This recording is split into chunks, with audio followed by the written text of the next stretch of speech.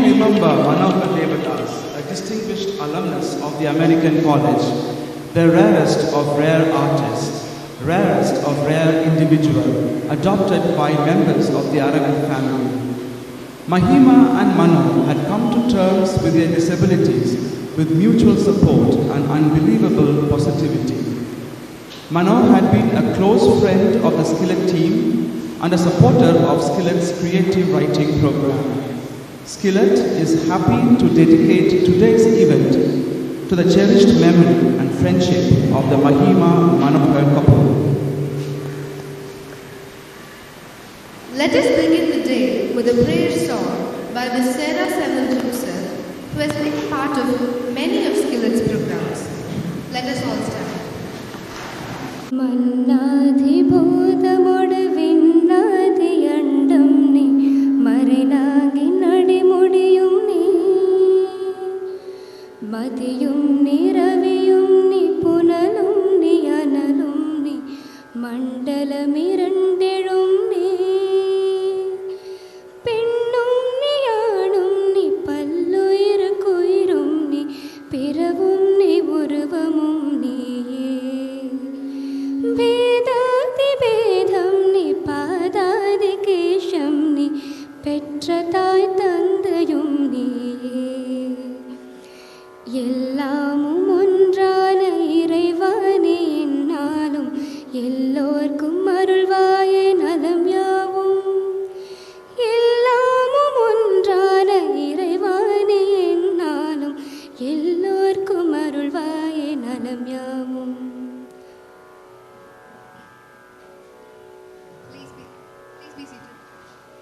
And the public to meet intellectuals, writers, and experts across various fields to initiate conversations that are important and inclusive. Ma'am, we invite you to introduce the program and welcome the gathering and introduce all the stalwart participants present here. A very hearty welcome to Madurai's launch of Srilata's This Kind of Child, the Disability Story. We feel privileged that SCILET has become the preferred location for this launch. A hearty welcome to the students and teachers of the American College, Lady Doe College. I thank Professor R.P. and Professor Jaker for encouraging student participation. You have always shown enormous amount of enthusiasm in participating in these SCILET's events. I especially thank Dr. Christiana Singh and Sharon and other members of the Lady Doe College who have always encouraged SCILET programs. I thank the principal, vice principal, and the bursar for helping us arrange this event here. Srilata and SCILET, we have enjoyed at least more than 2 decades of good friendship.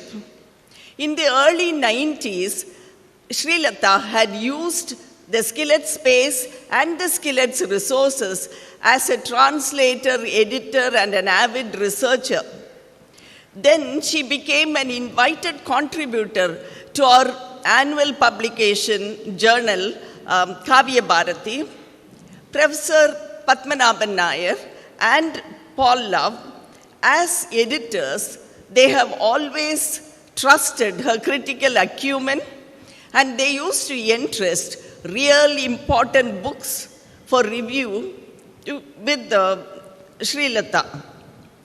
And the bond with Srilata got further strengthened in the year 2011 when she led our creative writing workshop that we conduct every year with Kodaikanal International School. And the workshop facilitators, Ganesh Babu and Joel Timothy, they still talk about Srilata's patience, enthusiasm, sincerity with which she led the workshop.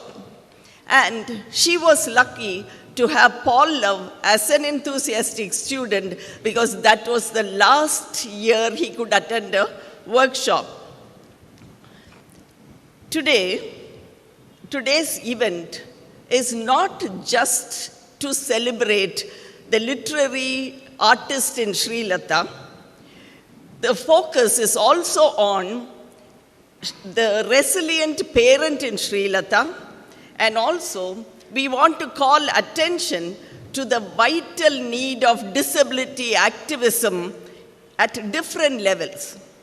In the year 2008, the English department of the American College had introduced disability studies as an important module in our course called Literature of the Marginalized. The course used to be hugely popular and the experience immensely meaningful to both the students and the teachers. Manohar Devadas used to interact with the students during every visit to Madurai. We realized that students, people in Madurai, very seldom try to build a support system for the disabled unless there is a very close experience in the very close family. And very seldom we acknowledge the disabilities that are not too visible. Hard to notice disabilities are not taken very seriously. It is the reading of disability narratives, reading individually as well as collectively, that can lead to questioning of the system. That can lead to self-questioning and also sharing of privileges. This kind of child, the book, would awaken the conscience of the people. It would also act as sensitizing tools. Our reading and writing group of SCILET, led by Joel Timothy, Ganesh Babu, and Phoebe, they have already had 3 to 5 sessions, discussions of this particular book. Srilata is already a well-established writer. She has written on many subjects, but the creative trigger for this particular book is probably the parental pain and the realization that there is a huge gulf between the cherished identity of a child as a darling child at home and the perceived image in school. The given identity at school, Ananya becomes this kind of child. Silence and tears fill the gap till silence is replaced by sensitive words and tears are replaced by soothing smiles and decisive steps, reassuring words. Do parental tears take longer to dry? Are they saltier than the tears of the child? Positive parenting steps in. Positive parenting is stepped up at home. Srilata's story becomes more than her own story. This book is a call to educational institutions to establish level playing field on campus as well as beyond. It is a call for constructive action. The moment I mention constructive action, all our minds, all our eyes tend to turn to the Aravind Eye Hospital next door. Real doers, high achievers of humane goals, meticulously managed and led by Mr. Thulasiraj Ravilla. He used to be Mr. Thulasiraj used to be an external expert in our academic council for years. When I joined the college, he used to be a real presence there. The whole Aravind team is fully engaged in improving the quality of our sight and the quality of our lives. What is lovely about the whole team is that they are great art lovers as well as art promoters. Under the leadership of Chitra Thulasiraj, the head of the communications department, they periodically arrange events around artists. They try to promote nuanced, educated art appreciation. They also have a vibrant reading club, and they are solid supporters of SCILET, for which we are grateful. They are friends we can always count on. Mr. Thulasiraj continues to play a big role in the Right to Sight and the Sight for All programs. He is the implementations man. He makes sure that there is absolutely no lag between the ethical policy and the execution. The Harvard Business School names Aravind Hospital as the ethical medical model. We should say it's an ethical medical marvel, the world's greatest business case for compassion. This event is certainly about human compassion and a call to leadership to promote this leadership.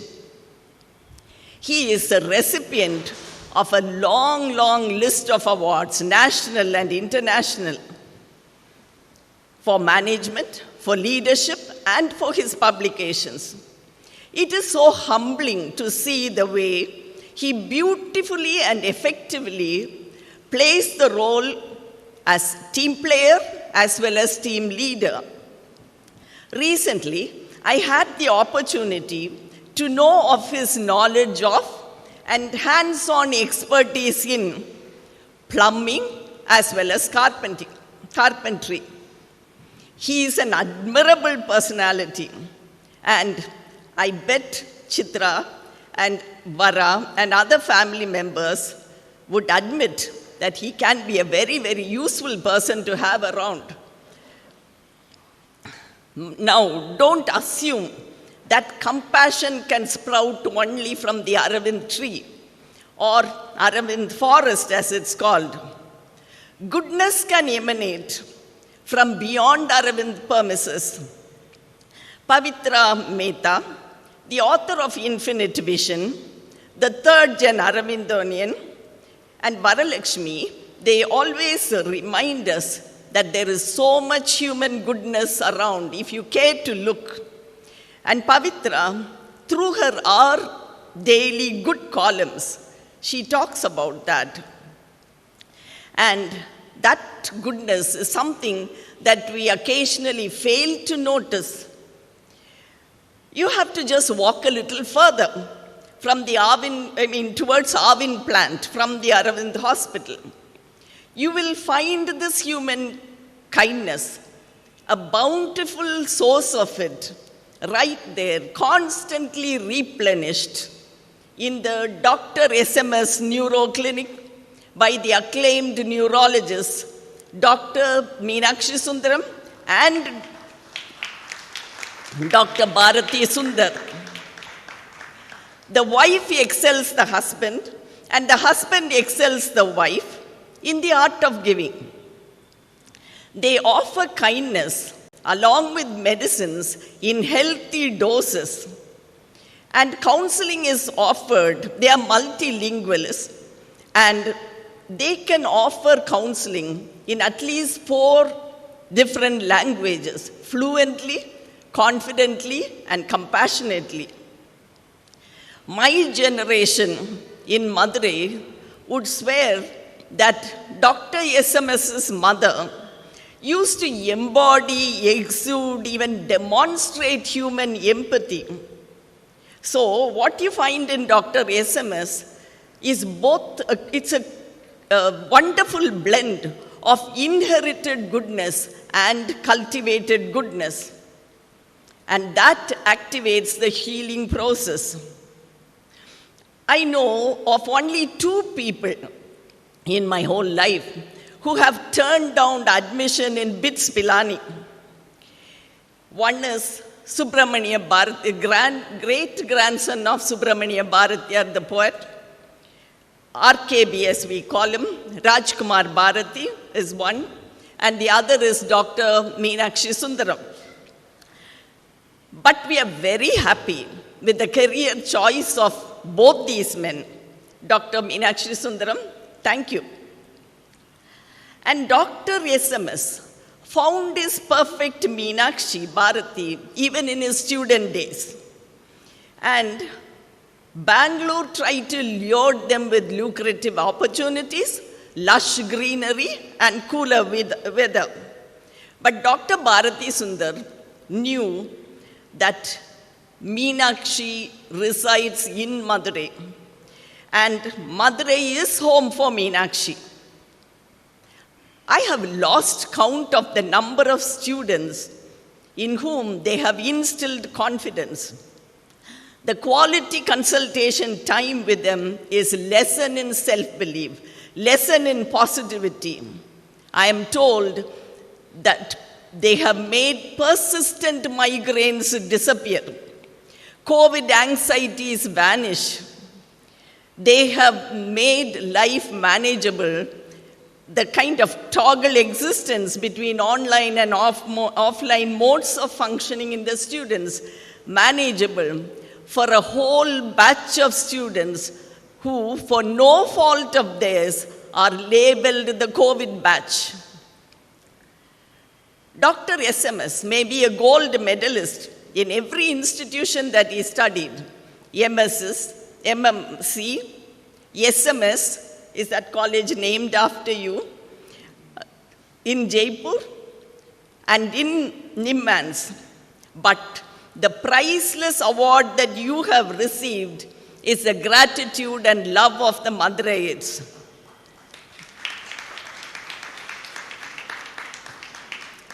SMS may be an outdated mode of talking, outmoded way of communication, but Dr. SMS will remain ever relevant and indispensable to the much-needed Madurai community.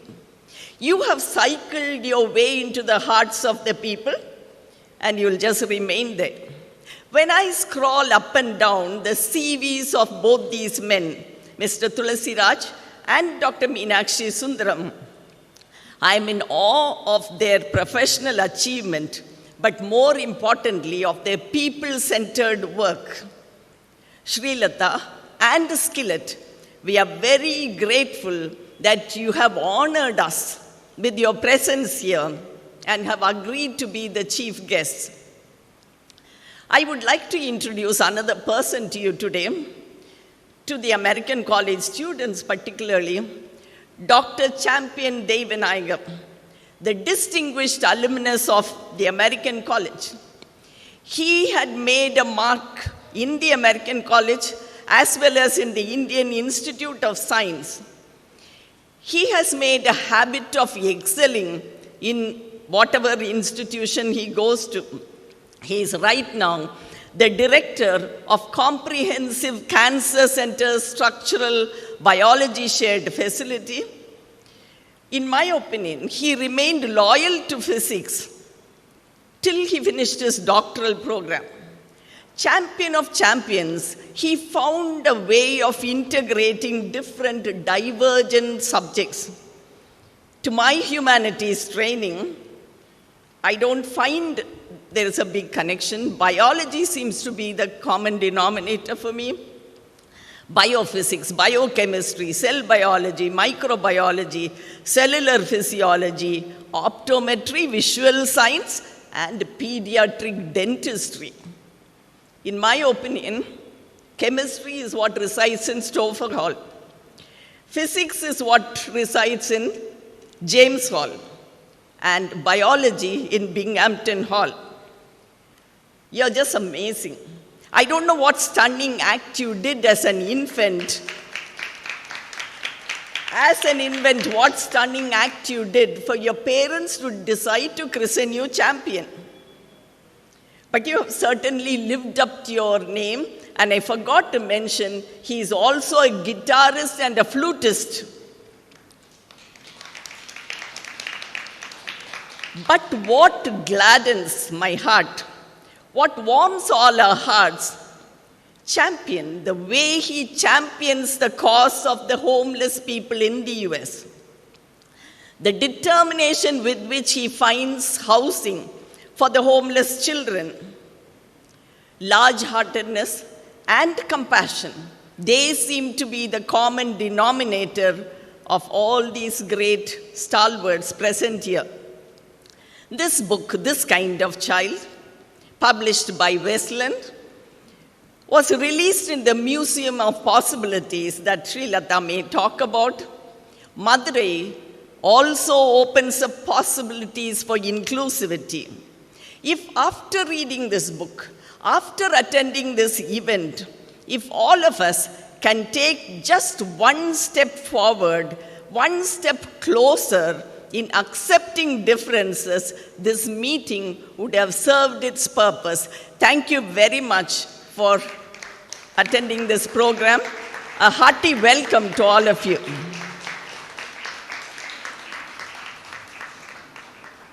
For your introduction and welcome. Friends, here is a list of positions held and recognitions achieved by our first guest of honor. Shall we welcome Aravind's, rather Madurai's implementations expert, Mr. Thulasiraj Ravilla. Mr. Ravilla,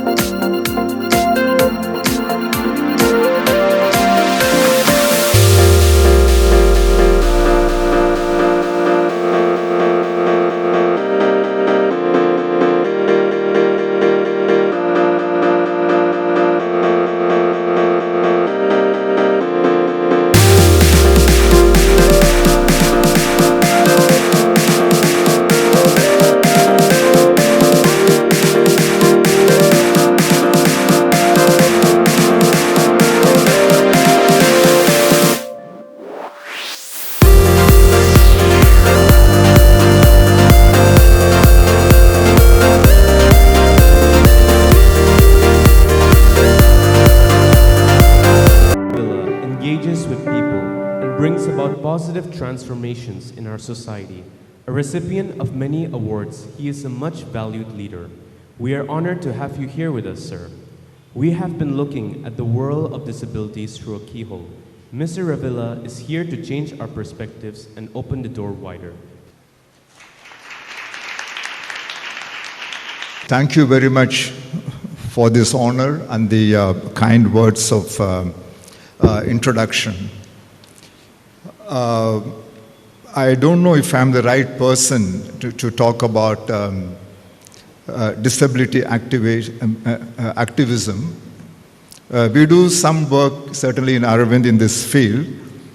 But then as I thought about what I should talk, what struck me first was the notion of perspective, how we view things.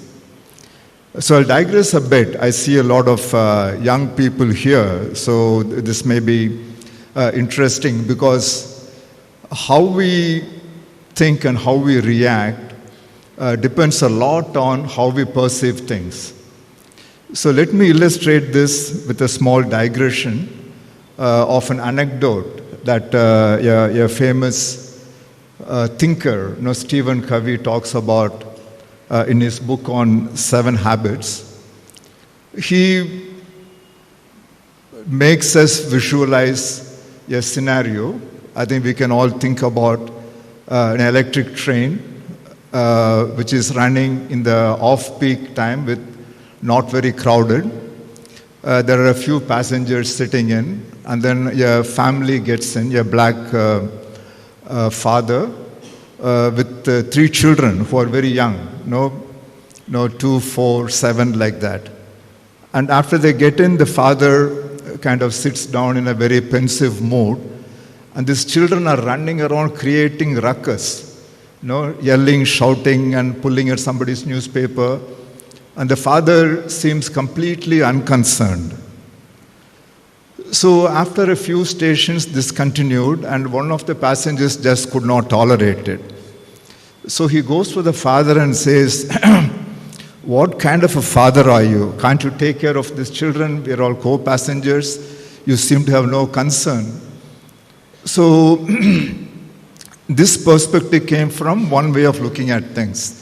So then the father suddenly wakes up, almost like he was not there, and then apologizes. "Sorry, sir, these children have just come back from their mother's death in the hospital." So once he said that, the complete mood of the compartment changes. Now from being irritated to a well of compassion. So this is about perspective. So it's all about how we view things. And to me, when we view persons with disability, this becomes a very critical mindset that we may have to develop. Again, let me continue by describing a couple of stories with which I have a personal experience. First, I want to talk about the story of Justin Vijay Jesudas. He is possibly in his 30s now, young man. He flipped a car accident that happened in 2009, about 13, 14 years ago, as a way of actually changing his life. So this car accident, left him quadriplegic. Quadriplegic means that nothing below your head and shoulder functions. Your brain is very active, but the rest of your body is pretty close to being useless. He is a researcher by profession, and since then, he has won 18 gold medals in national and international tournaments in swimming, and ranked amongst the top 20 in the world in that category. He is also a national champion in rifle shooting, and so on. So Justin, rather than focusing on his disability, he focused on what he's capable of doing, or on his ability. Again, the way he looked at himself came to play. And he now, in his young age, with all the challenges he has, is a chief operating officer of a center in IIT Chennai. I think Srilata would know about it. Rehabilitation Research and Device Development at IIT Chennai. and he came into that with a lot of business acumen. So he has chosen to balance his career as a design professional, as a parent of twin children, along with his passion for swimming, and so on. So what amazed me was when I was talking to him last Saturday at a meeting which was in a small village called Melakal. He had driven all the way from Chennai, all by himself, and recognized he is a quadriplegic. He doesn't have much use of his body below that. On the way, he had a puncture. He got it fixed. And then he explained about the kind of work that he has been doing. He has been part of their innovation team that focused a lot on mobility of people. And he and his team are the ones who develop wheelchairs. Now, wheelchairs, for us, it's something you sit and mobilize yourself. But he recognized that different people have different needs when they use a wheelchair. So he designed a wheelchair which can be a wheelchair within the room. If necessary, it can become a standing wheelchair. because you will recognize that all of us put latches in the door on the top. So if you have to unlatch it, somebody else, you become dependent. No? But once you make a standing wheelchair, the person becomes that much more independent in their doing. And the same wheelchair can be hooked on to a scooter, and you can go wherever you want in the road. Go for shopping, go for socializing, and so on. So he is able to design and think about with the user in mind, which has been a very critical in my opinion. And he also mentioned something very important. He said, I am just as able as any one of you guys. But I think once you make it impossible for me to move around, in the sense he has to move in a wheelchair. But if it is in a terrain where wheelchair cannot be used, then he becomes disabled. So disability is not in the person. It is in the environment. So that is a very critical point he made. And I think at the end of the interaction, it was abundantly clear that in the whole room that was full of what I would say, quote, able people, he was possibly the most able person in that room. No, it was very, very humbling. Yeah.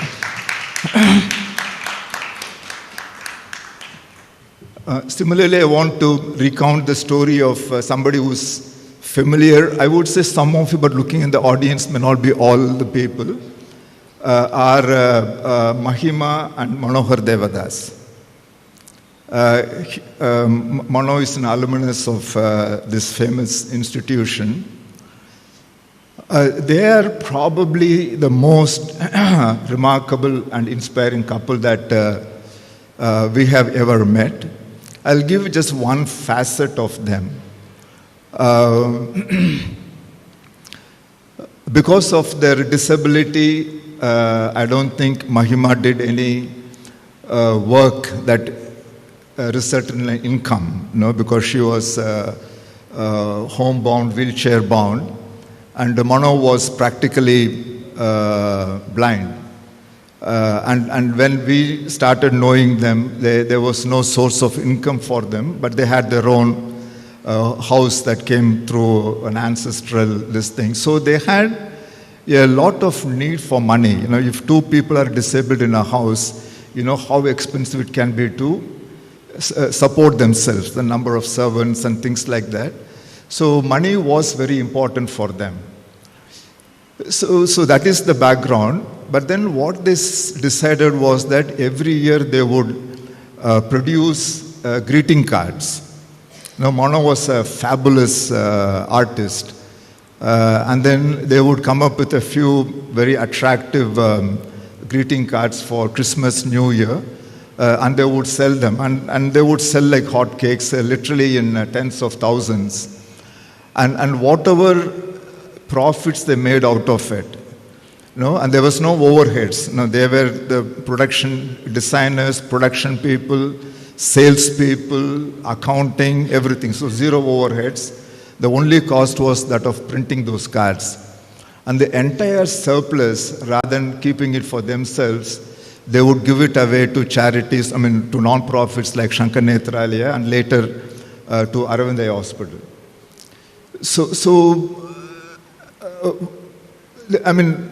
To do this, giving away what you have, to me is still very philanthropic, like the way Bill Gates and Warren Buffett do it.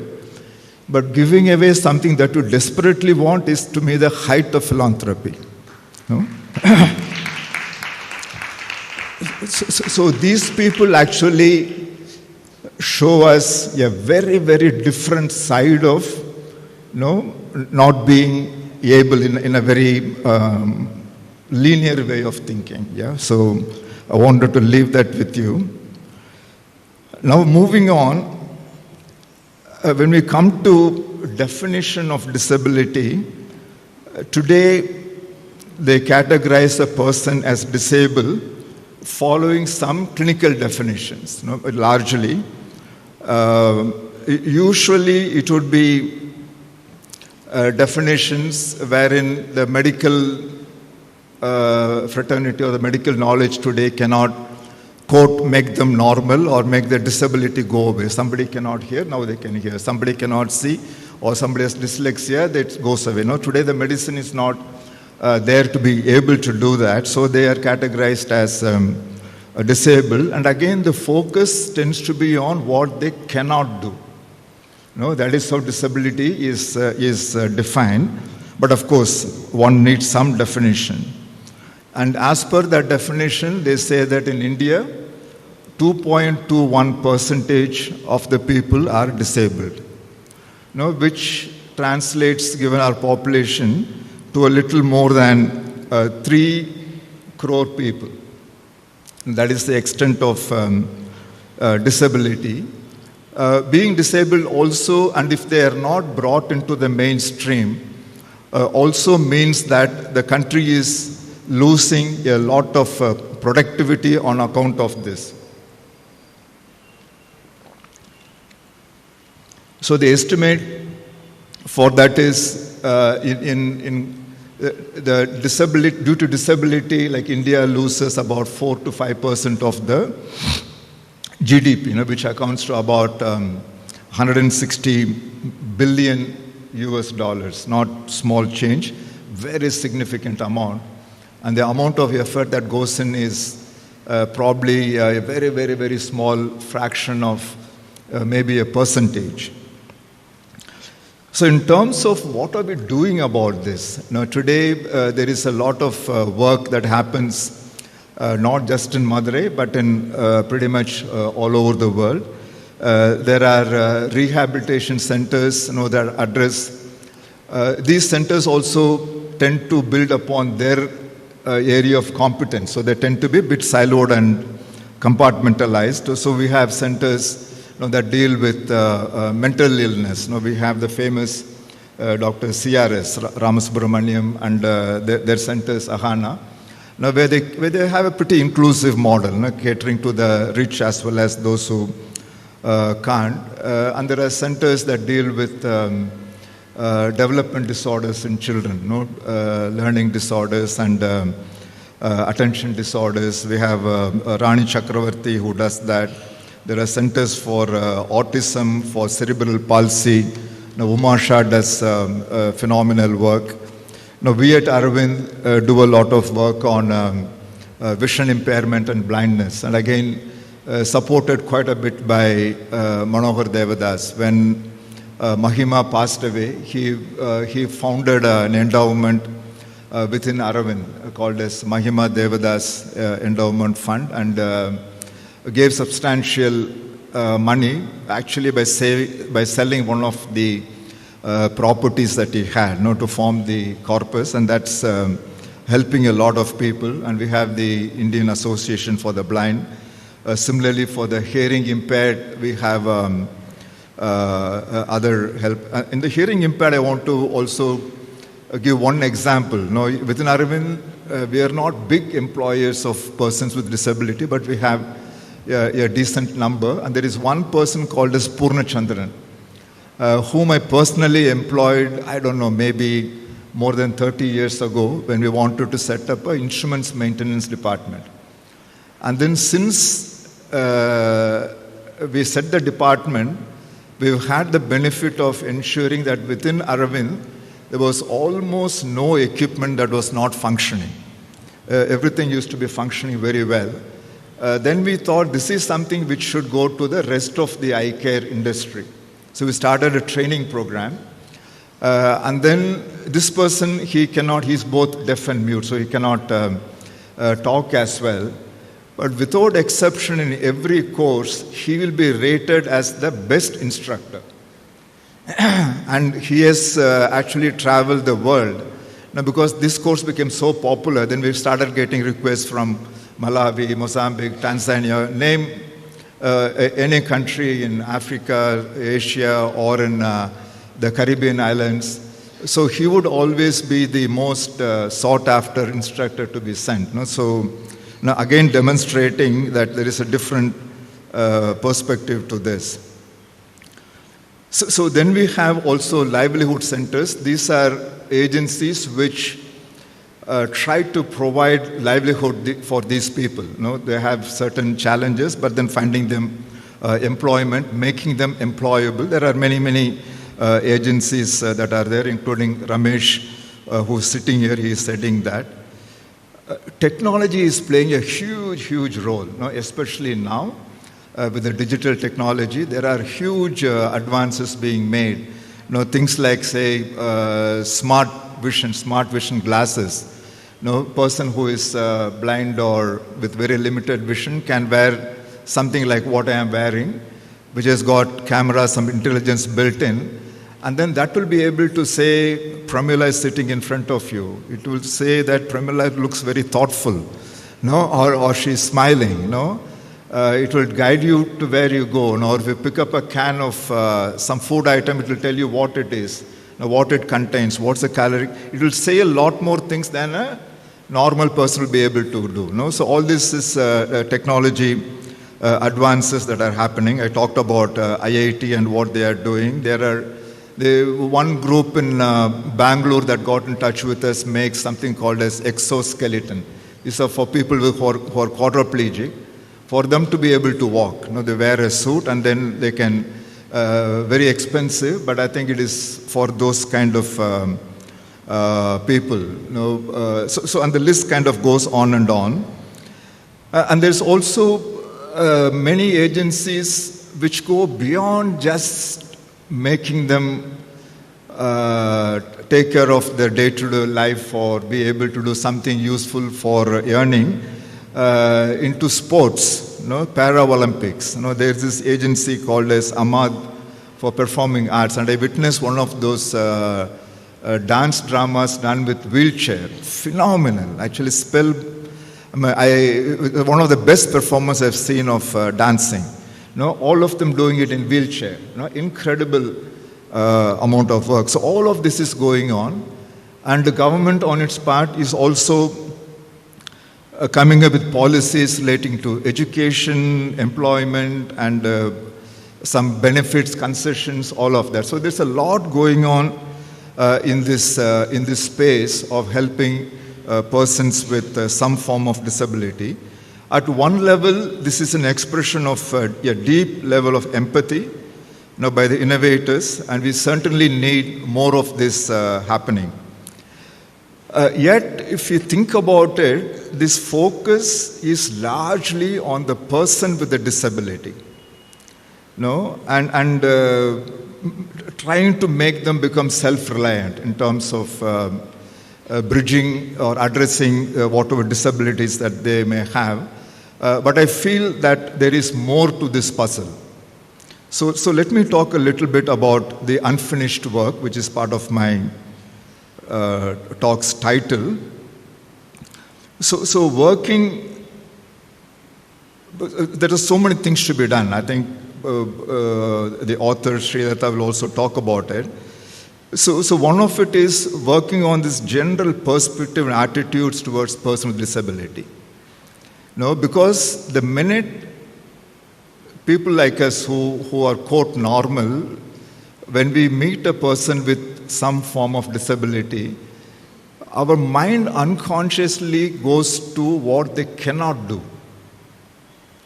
And this completely changes our way of thinking in terms of including that person in whatever can happen. So I think this is one piece of work that has to be addressed.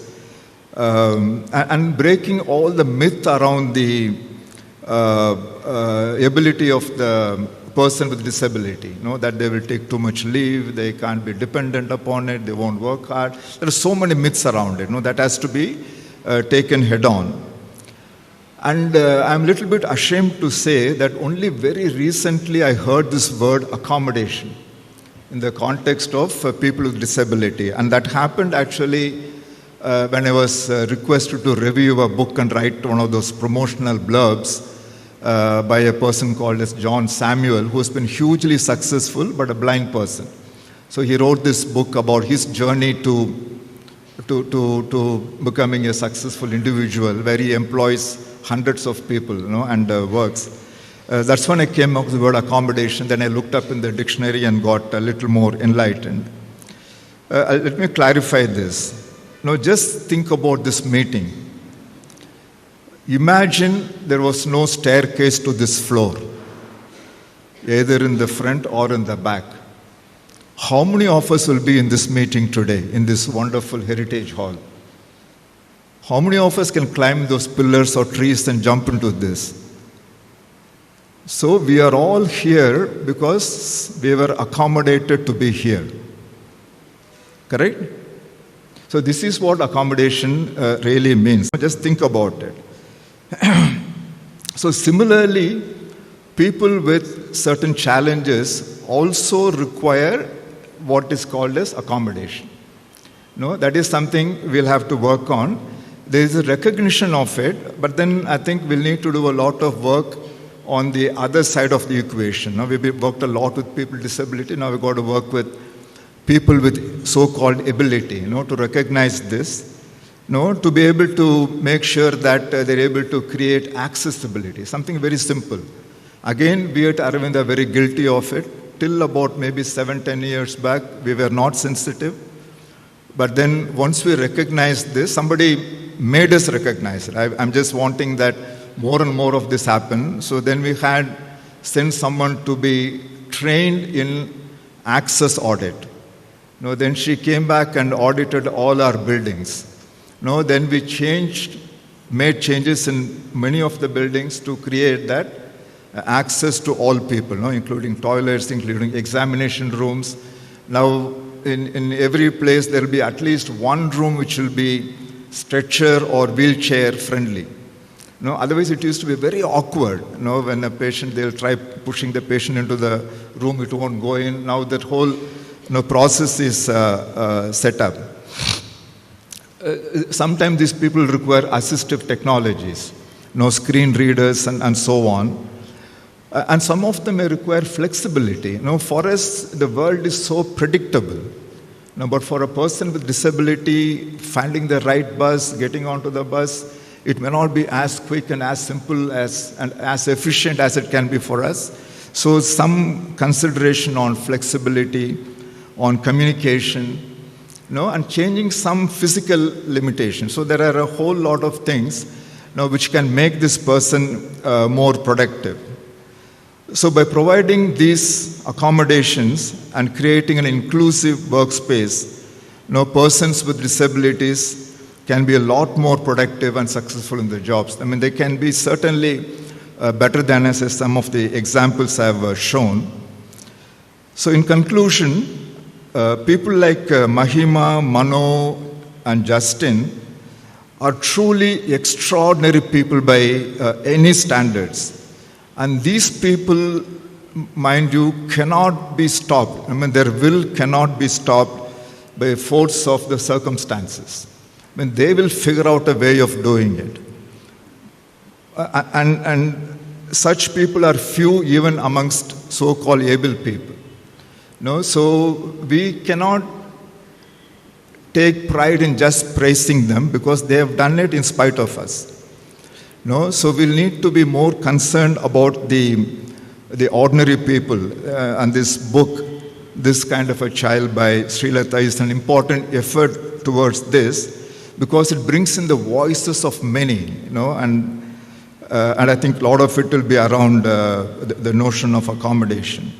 So together we need to figure out a world that will bring out the best in everyone. Thank you very much.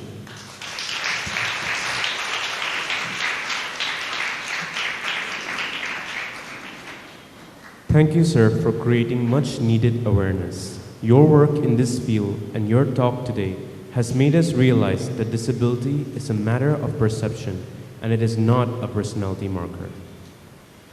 Here on display are the most impressive details about our next guest of honor.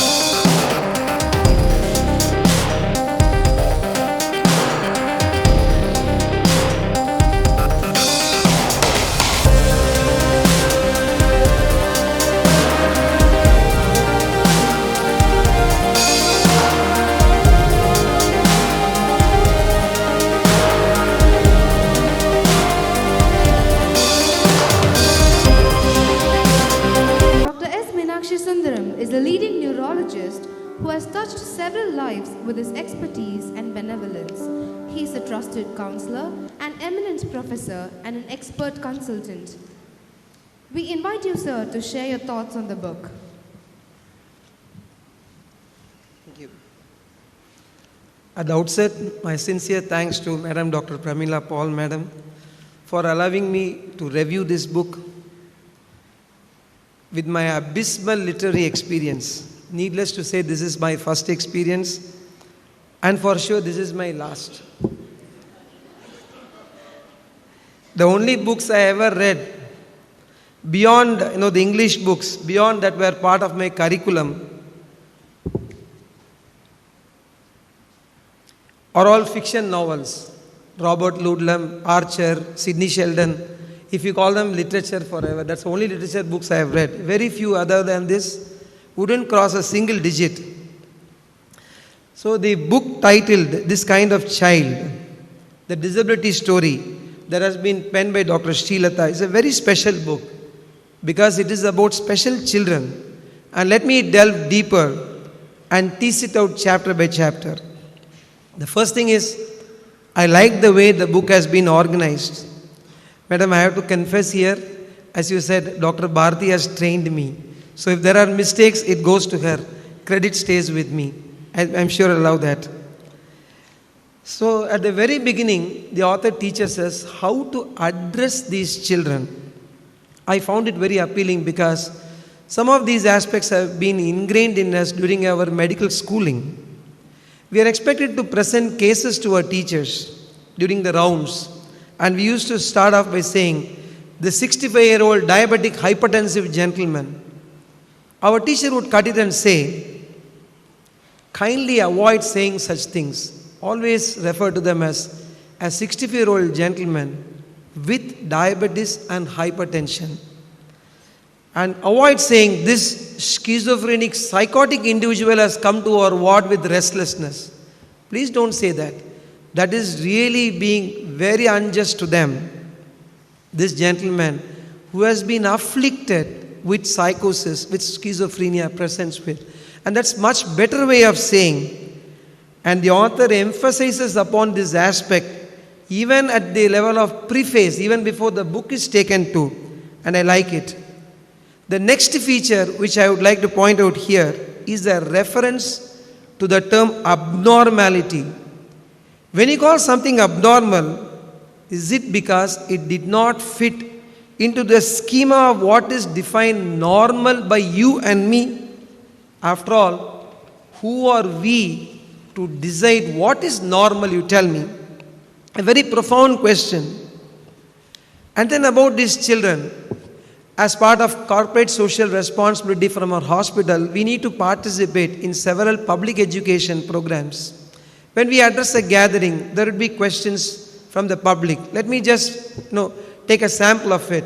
Can you have a show of hands showing how many people in this audience or their parents have hypertension? Just show of hands, please. BP problem. Sugar problem. How many know their children have epilepsy? Epilepsy. How many children have SIBs who have got, so-called disabled children? You would see there will be silence. Now, if you look at diabetes, hypertension, especially those who are afflicted with this in their young age, 35, 40, now you get heart attacks. Why do they get them? Smoking, bad habits. Many of these things predispose to them. And these are people who are not afraid to say in the public that, look, I had bypass even at 40 years of age. They are not ashamed.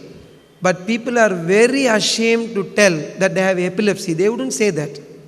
So also they would never admit to say their SIB has got disability. After all, these diseases, what mistakes did the child do to inherit this, you tell me? After all, epilepsy is the so-called malwiring, electrical circuitry disturbance, which you had no control upon. The child did not ask for the genetic makeup to have this. Yet, he's very afraid to say that. And then, our society brings further taboo into it. You know why this person has got a disabled child? You remember how he used to misbehave in those younger days? as if it is a curse because they did something wrong. Some karmic debts are being cleared. That is the way the society views children with disability. And the author has got a very, very fresh look at it. Now, just a guess I would take from this audience. Whom do you think the author first refers to as, within quotes, the protagonist of this novel, of this book? Not a novel, book, I would say. Can you guess? Sir did mention that during his talk. The protagonist, she says, is her own daughter. When she says that, when I read that, I was in for a shock that she could so boldly admit that. Really? After all, Janma, Mrityu, Jara, Vyadi, your birth, your death, your elderly, becoming aged, or your disability, you have no control over it. It just comes. You have to have an acceptance to this. Does the child born in this society, this tricky world, know what is in store for him or her? Can this child determine the genetic makeup, you tell me? If so, what right do we have to come hard on the child just because he or she did not fit into the norms of the society, which we believe is the only way to live in this world? That's a question that has been pointed out by her so wonderfully, madam. And personally, I prefer the term differently abled. There is a reason why, which I shall tell in the last. Mrs. Vishalakshmi, madam of Shine, she would allude to that. I'll come back to that later. Now, the first part of the book here, it deals with the perspectives of these children, the so-called differently abled children, one of which happens to be the author's own daughter. And what is striking here is the brutality that has been meted out to these children. I am in this medical profession for more than 30 years now. So let me recall how I reacted as a schoolboy to these children. I did not know. Lakshmi school students are here. You have been taught about Pythagoras theorem, right? About Bohr's constant, right? All those things, Newton's 3 laws. Have you ever been taught how to hold hand of a child who is crying, who is alienated in this society? Has it been ever taught to us? Did I learn that? Did I teach to my own children? And I'll be bold enough to ask the author, madam, would you have taken this step if you did not have Ananya in your life? Really, that's a question that really puzzles us. It's time for us as a society to rethink and do the right thing. That's why she writes, words like swords, she writes. And that's what the society has done, insulting young Ananya, comparing her with others, with her own brother, and insulting her. Ananya says that her family caught her when she fell, and importantly, taught her how to get up. Again, as my profession, I do get children who have epilepsy, whose parents come and sob and tell me, doctor, do something.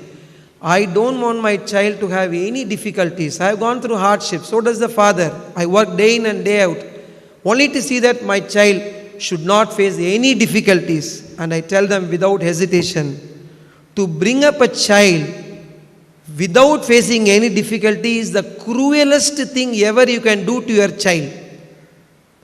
I recollect the words of my brother, who is, in my opinion, one of the wisest human beings in this earth. He tells his children, he admonishes his children when he says this, he says, remember, when I teach you this, it sounds very harsh, but when the world teaches you, it's very cruel. Allow the child to fall, but teach the child to get up. And that's the concept she has given us. It was very, very refreshing for me. And in this, the child in Ananya comes out. She says her dream is to become a successful music therapist and have 3 dogs. Really beautifully placed. Loved it really. And at this juncture, I will throw some, quiz questions to the audience. Young students are there in the front and in the back. Just give me the name of the greatest scientist comes to your mind. One of you. Perfect. Dyslexic. Do you know that? You have done your homework. Thank you. Another scientist who was bedbound because of amyotrophic lateral sclerosis. One of the recent scientists who recently passed away. Any name remembered? Stephen Hawking. Fantastic. Now from the back, two big painters from the West you can remember. Sorry? Painters. Flashes your mind. Sorry? Some code you can remember. Leonardo da Vinci, Pablo Picasso. Name a few past United States presidents, iconic figures. Lincoln, John F. Kennedy, George Washington. All these people something in common. They were dyslexic. Tell me a Hollywood actor who comes to your mind when you think of doing impossible deeds. Tom Cruise, perfect. Somebody who had got a lot of Academy Awards as a director. Madam? Sorry? Madam, I didn't read. That was out of portions for me. You have to tell me. I have prepared. So I know that the quizmaster decision is final. That's all. Steven Spielberg, John Lennon of Beatles. All these people had dyslexia, I am told. That is the reason why Menon, one of the persons who has contributed to this book, he writes that it is perhaps a blessing to be different. He says, you are not the person belonging to the sameness, and that's allowing him to go for heights. Menon says, I don't need sympathy because it is not a misfortune to be dyslexic. Fantastic, madam. The second part of this book, it deals with adults. Children with disability now have become adults, having been discriminated all through their childhood. And there is some amount of advocacy put in by these people, and I suspect it is the author's own advocacy which he has penned through those people. And then, as a doctor, something strikes me. Henceforth, when I visit a building next, as Thulasiraj was saying, henceforth when I visit a building, a mall, a cinema hall, I would first start wondering how will a person with disability access this? Madam, you have to tell me this. How will a person with disability access this SCILET hall? There is something for us to think about it really. It really strikes us. And then there is a person who is blind, who teaches a very important value to us. Ruth Vanitha, she says, blindness is experiential knowledge because it teaches us so much about the art of description. Just close your eyes and try to describe this hall. You will know what disability is. Loved it really. When I joined our Department of Neurological Rehabilitation, one of my first few days, my teacher, Professor Dr. Talley, said that to understand what they have, tie your hand. Just do this experiment. Just tie your, two fingers together on your left hand and just survive a day. You will learn what is disability. You will realize that your left hand, two fingers are so important to you, which you never realized otherwise. That's the point we need to revisit. And then, one thing funny, the author blames us doctor. She says, when asked for explanation, at best you will hear is a technical jargon. Now look at the words I picked up from only one chapter, madam. Meandered, conundrum, volubility, sliver, winnowed, ferreted, flummoxed, sprightness, warpings, sinews, abattoirs, parse, carried, hubris. I didn't know any single meaning of any word, madam. Nothing. And I made it a point to look at the dictionary. I by-hearted it. Now I am nervous. I forgot. And again, don't check me on this. And everybody has a different perspective. Sir did say that about it.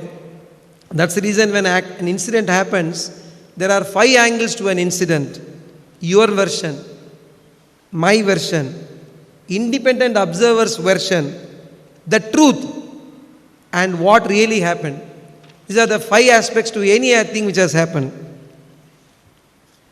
The first 3 parts are perspectives of so-called victims, that is differently abled children and their adult counterparts, The fourth book deals with reflections of caregivers. The author rightly says, caregivers' hours are not billable. Beautiful, really, man. They are not billable, really, because we see the sufferings they go through. Shankar Vadivelu, the father of Diya, recounts about a child with hearing impairment who made it to no other place other than IIT from where she came from. So you should not really give up on these children. Very happy to hear this. Another funny reference in this on the lighter side, Joyce, a mother, rants in this book. When my son was 17-year-old, people who harvest organs, eyes, kidneys, etc. took him away. Amusing fantasy, madam, really, because it reminded me of my grandmother who threatened me when I was crying. Stop crying. Poochandi will come and take you.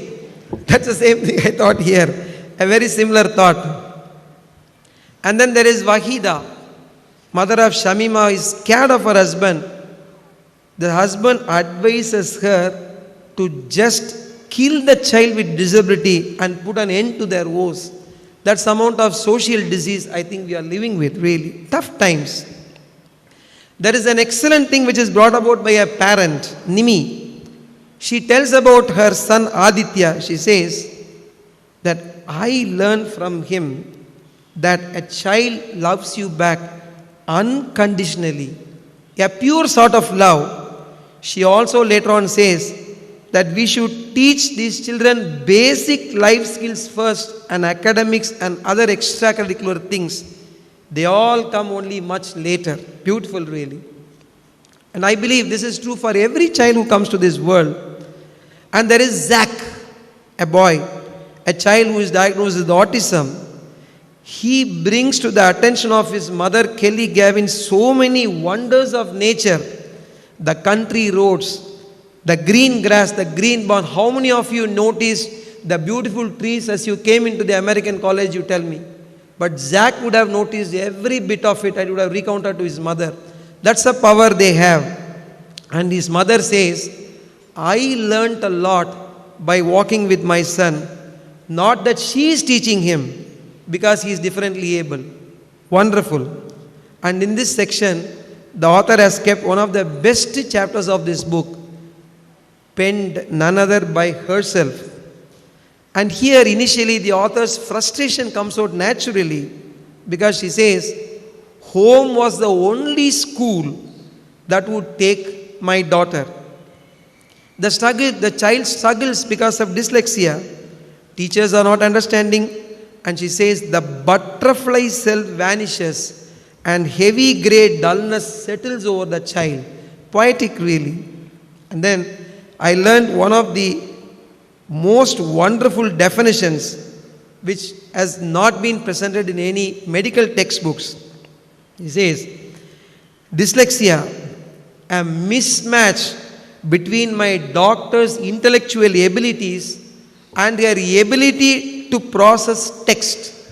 There is no intellectual deficiency there. It is just a mismatch there. The hi-fi schools we study in, they do not recognize this. Not only that, they go about insulting children. And then Mrs. Nirmala Pandit, who brings the fragrance of roses into the author's heart when she says, Ananya does not have any difficulty in attention and memory. That makes her so relieved. And she goes on to say, it was a pleasure to meet and work with Ananya. That's her daughter. That's what we need to understand here. How different after the way Ananya was treated in her school. The author echoes the sentiments of several parents I have seen in my practice. How much soever I try, my child does not understand, sir. I am frustrated. What should I do? The author says, teaching Ananya made me less and more of a mother. When I lose my cool with her, I feel guilty. Because after all, this was not to the fault of my child. This is how the cards have been dealt by the Goddess Almighty. Doctor, am I in the process of neglecting my other child? Another question raised by several parents. Questions these have no answers. And then the author, she herself is a teacher from IIT. she takes a stand now, which will be useful for all of us here. She says, I have taken a stand to switch from the convention of marking wrong answers in red when correcting papers of my students, because correcting them in red would definitely undermine the confidence of her students. She recollects nightmarish experience. After all, in school, marks count. A straightforward assumption is that if the marks are low, the child is lazy, has not put in any efforts. Dyslexia, or for that matter, any such difficulty, she says, is like a painful thorn that has lodged into one's foot, hurting the person as he tries to walk. The thorn remains invisible. After all, I always believe that my school days were the most colorful days, and here was Ananya who was happy when her mother suggested she be discontinued from the school. Imagine the torture our educational system has put the child into, and that too for no fault of hers. There is a reference in this book to de-schooling children. Stunned I was really. You have to de-school children, is it? By Ivan Illich. Not just education, but society as a whole would benefit from de-schooling. Really floored, madam, by that observation. The fifth part of the book deals with perspectives of sibs and relatives, and the author says that these people have been pressed into service willingly or unwillingly. And here another interesting thing she says, when doctors give up, nothing seems to work. Families, despite being highly educated and professional, turn to the only source known to all times in trouble, that is religion. Madam, we have written, though highly educated and professional, the truth is that we turn to God because we are educated and professional, because we know our limitations. We know very, very little, and we always turn to God as when we are in trouble, or even when you are in trouble. That's why I carry this with me even for a speech. There is also a valid medical message she has raised in one of the chapters. There is one Mr. Krishnan who has to take care of a younger brother, Narasimhan. When Narasimhan was born, Krishnan's father was 55 and mother was 43. And Narasimhan has a condition called Down syndrome. Somebody taught me what is Down syndrome. A parent taught us what is Down syndrome. Everything will be down, sir. Easy to remember. That's not the reason why it was named Down syndrome. Just remember that. The children will be down. Importantly, the caregivers will be down. That's what I realized later. Remember that advanced parental age is associated with occurrence of Down syndrome. That has been so deftly brought out by this author. Then Krishnan says that it is better to take my brother to the toilet 4 or 5 times without forgetting, because if he forgets, he will be faced with an additional job of cleaning the room as well. A very rare spray of humor, I must admit. We all know Rakhi. Rakhi is tied by whom? Who ties Rakhi? Who ties? The brother or the sister? The sister ties to the brother. And there is one child with Down syndrome who insists on tying Rakhi to his sister.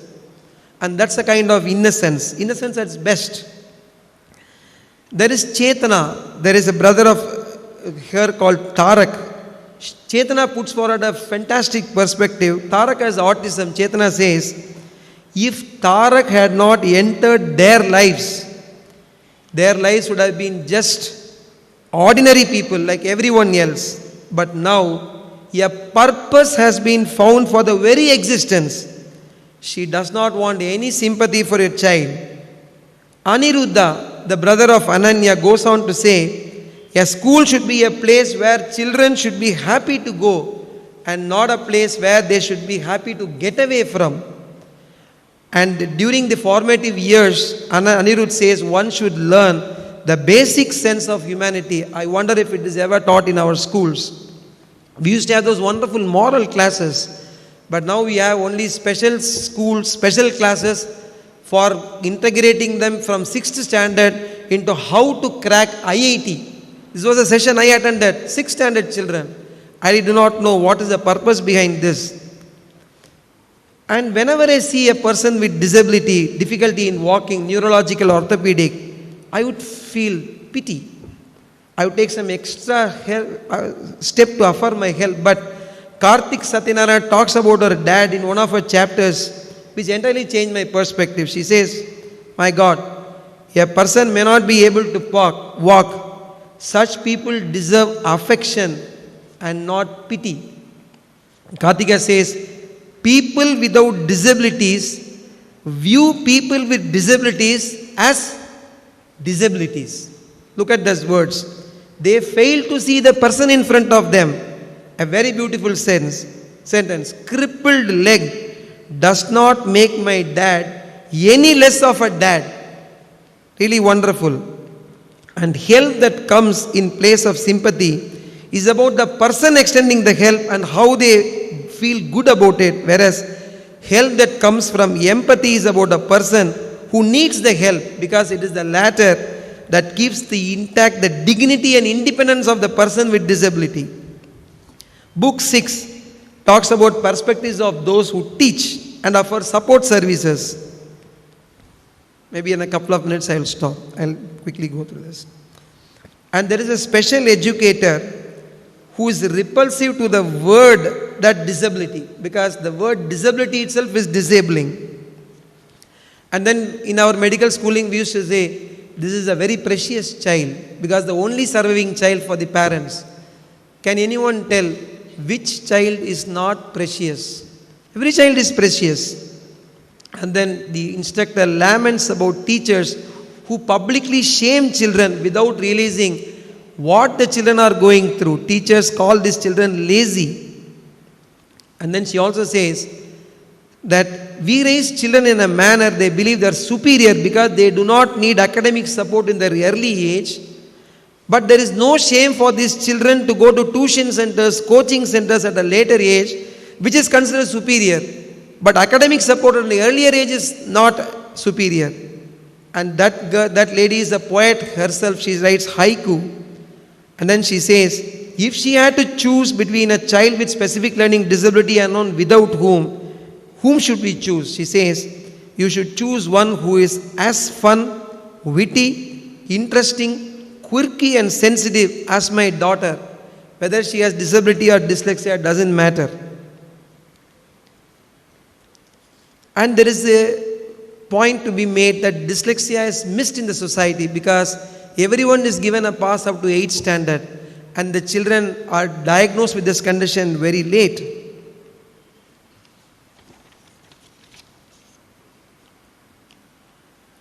And then there is another person who is very happy because she is tending to those children. She cooks for them. She does so many things for them. And she is happy because her own children have learned from her. They can do what she cannot do. Sometimes there is a person's child who diagnoses disability correctly. Another point, if the child is not doing well in academics, the problem is with the child or with the parents. There are only two options. The third option, that the teachers do not know how to teach, is not on anybody's radar. Namita Dekab, who designed storybooks for children with so-called disability, says, the act of giving back or doing something itself will have an impact on another person's life.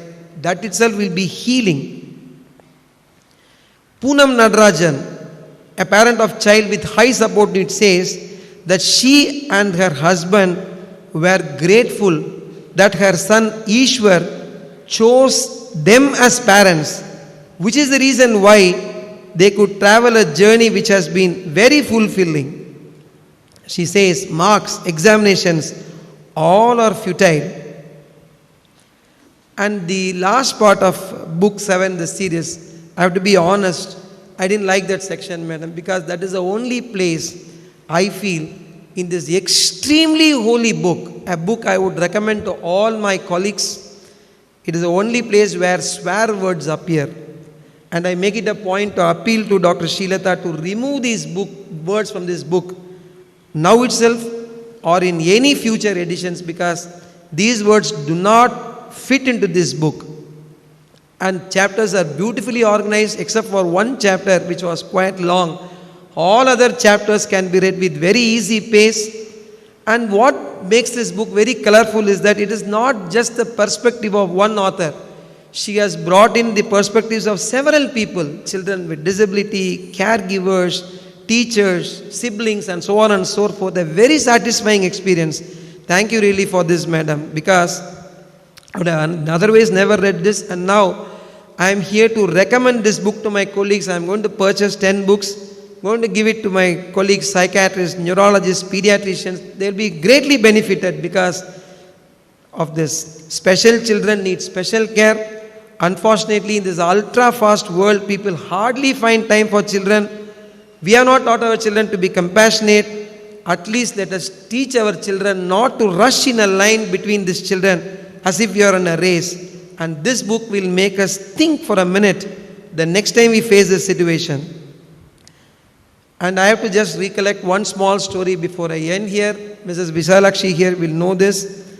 Several years ago, while counseling the mother of a child, it was brought to my notice that this child with significant disability in spheres of academics could draw well. So the mother did bring a few pictures. She showed me. I was stunned. I thought that we could have a small drawing competition. She accepted. We had a date. We did that. And we told a few people. We had 10 people attending that.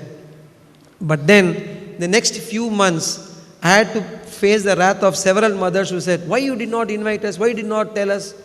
So with the next year, we made it a point to invite people. And we had 35 participants. And that was, Madam knows, was a painting competition. And this was held in front of my OPD in that corridor where people walk, run around, and it's not a clean place, I would say. But people were very happy. No desk, nothing. Some stationery is bought by me, they would sit and paint and do. This really inspired us. Our, medical superintendent, Dr. Rohini Madam, now the senior vice president of our Apollo, she said, why did you do this? We could do in a better manner. Said, I never expected this crowd. She made it a point to serve food and snacks to all of them. Next year, we made the point to have it in our conference hall. And that time, 110 people attended. We were in for a shock, really. And I remember particularly one child, you remember, madam, he drew and painted with his legs because he couldn't use his hands.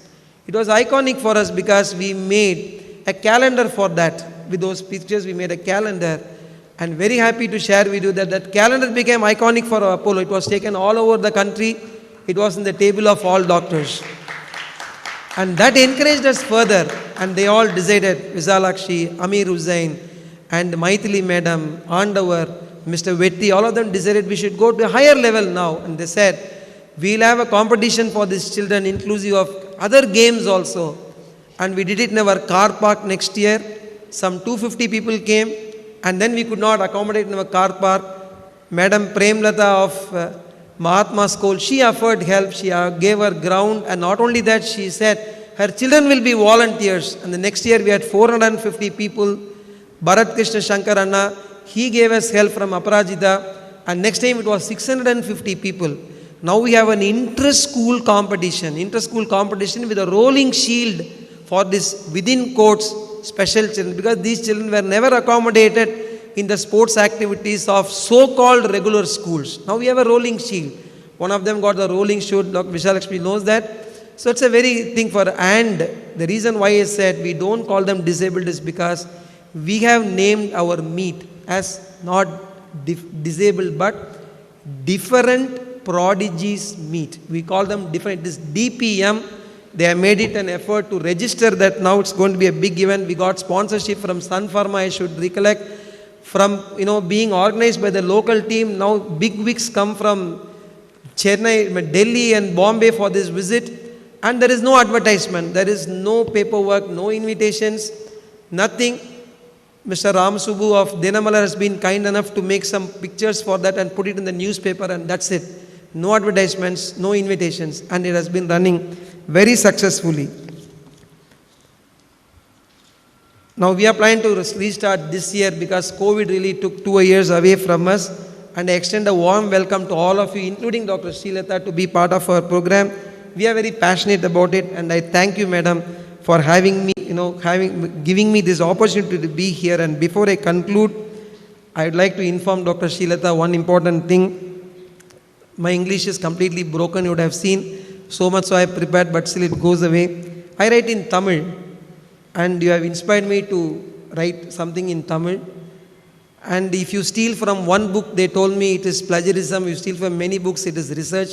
So I am planning to use the research. You are part of the research, but your book is part of the research. So before I conclude, I would like to share a very small poem which I wrote. I'll hand over to you here itself, and I will share with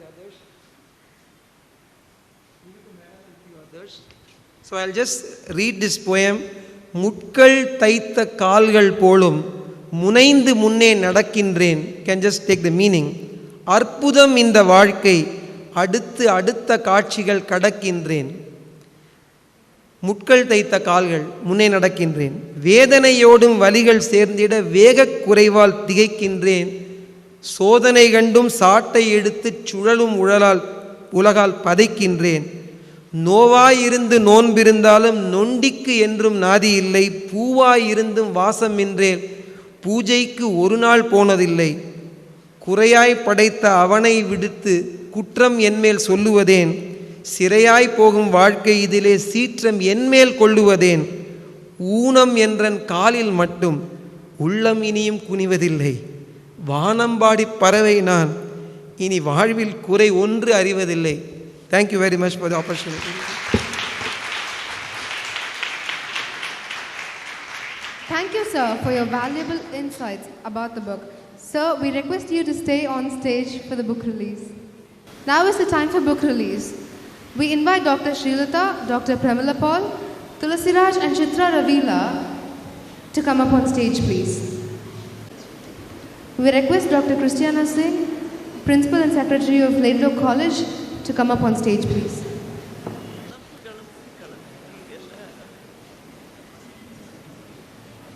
We invite Dr. Champion Devanayagam to receive the first copy. He is the Vice President of the Board of Trustees of the American College.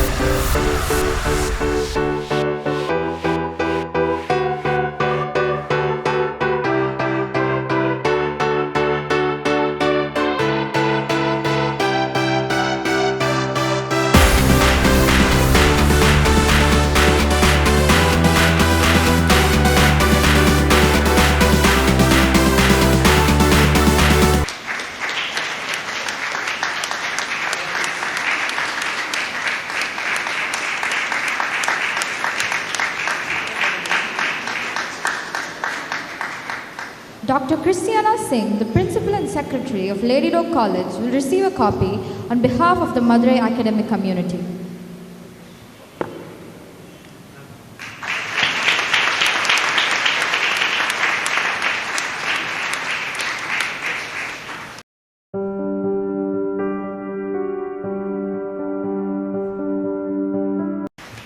On behalf of Dr. Sahitya of Aravind Eye Hospital, Ms. Chitra Ravilla will receive a copy.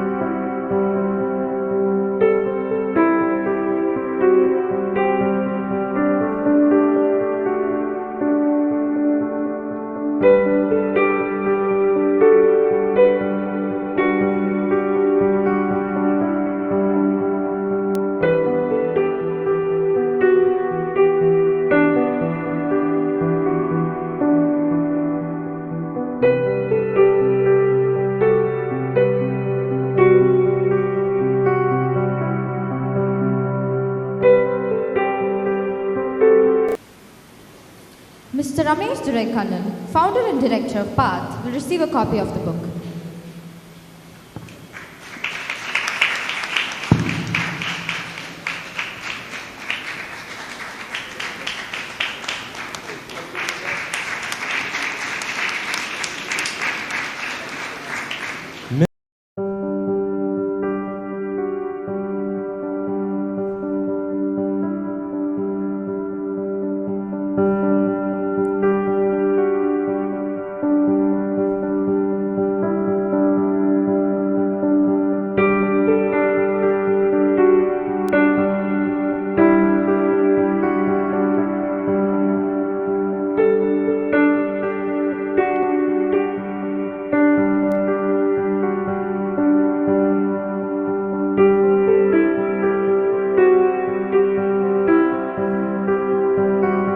Phoebe is the Oberlin Chansey Fellow at Lady Doe College. She will receive a copy on behalf of her mother, Sarah Connolly, who is passionately involved in teaching children with issues of dyslexia.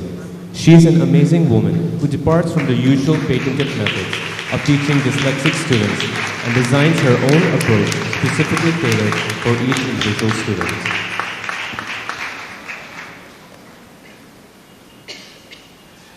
Sydney Allen is an Oberlin Chansey Fellow from Gadjah Mada University, Yogyakarta, Indonesia. A specialist in communication and journalism, she braved the pandemic assault and stayed on in Indonesia to pursue her passions and adventures.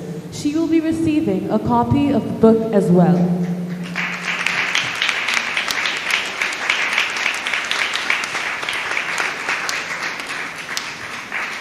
Thank you all.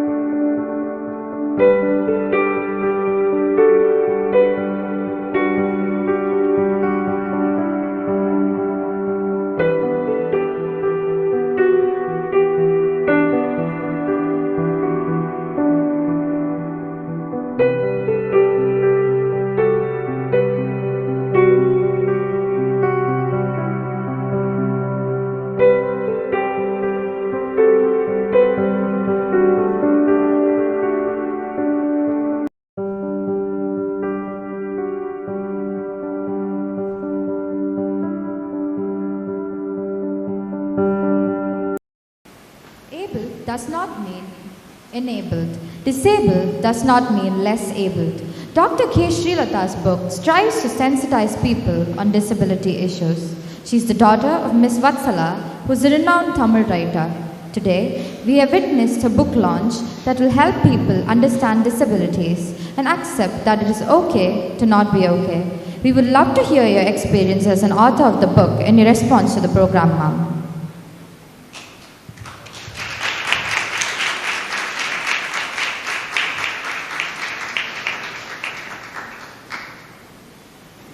Yeah, good morning, and